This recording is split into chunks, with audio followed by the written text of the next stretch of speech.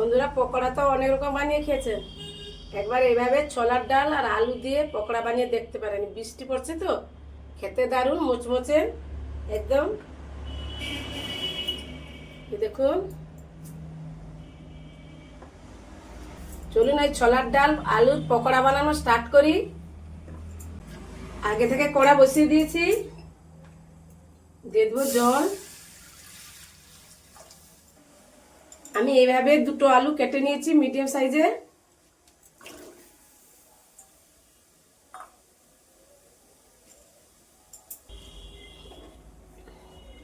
আলুটা 5 মিনিট সিদ্ধ করে নিব। দেখুন, আলু 5 মিনিট সিদ্ধ করে নিয়েছি। কাল রাত্রে ভিজিয়ে রেখেছিলাম ছোলার ডাল, ওইটা দিয়ে দিব। আলু ছোলার ডাল কোনো মাপ নেই।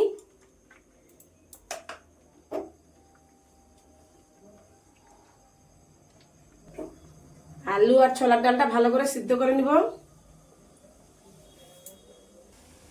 এই দেখুন, সিদ্ধ করে নিয়েছি, একদম জল শুকনো শুকনো করে নিয়েছি।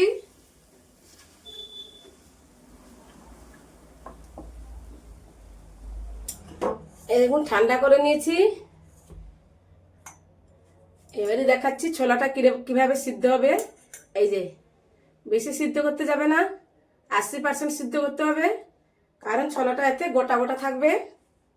দেখেছেন, এইভাবে এগুলো মাখিয়ে নিব।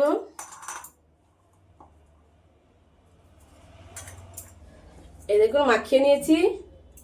এতে দিয়ে দেবো 2 চামচ বেসন,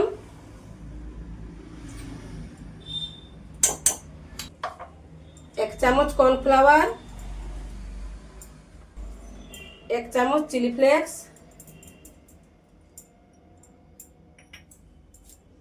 2টো মিডিয়াম সাইজের পেঁয়াজ কুচি, পরিমাণ মতো লবণ, 1 চামচ গরম মশলা গুঁড়ো, 1/2 চামচ কসুরি মেথি, কালারের জন্য 1/2 চামচ হলুদের গুঁড়ো, কিছুটা কারি পাতা, 1 চামচ আদা রসুন বাটা দিয়ে এগুলো ভালো করে মাখিয়ে নিব।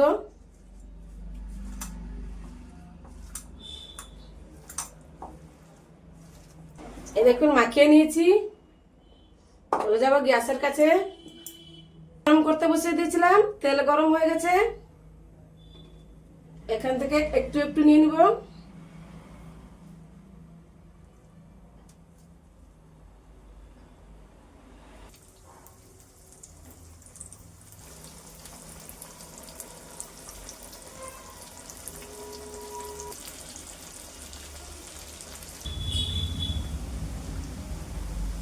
উলট পালট করে দিলাম। এভাবে উলট পালট করে 4-5 মিনিট ভেজে নিব লালচে লালচে করে। এই দেখুন, হয়ে গেছে।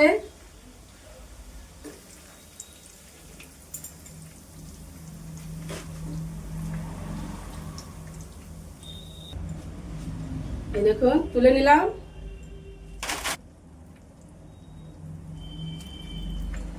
কিভাবে সবকটা ভেজে নিব।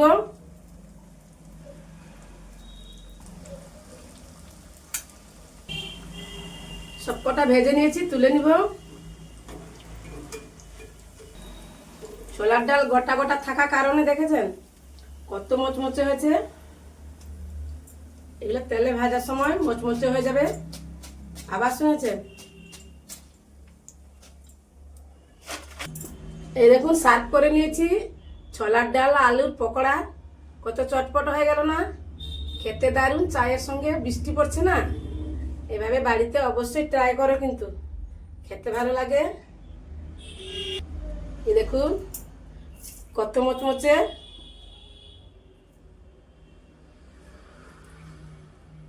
জাস্ট 2টো উপকরণে। চলুন, আমি এখানে ভিডিওটা শেষ করছি। দেখা হবে নতুন কোনো ভিডিওতে।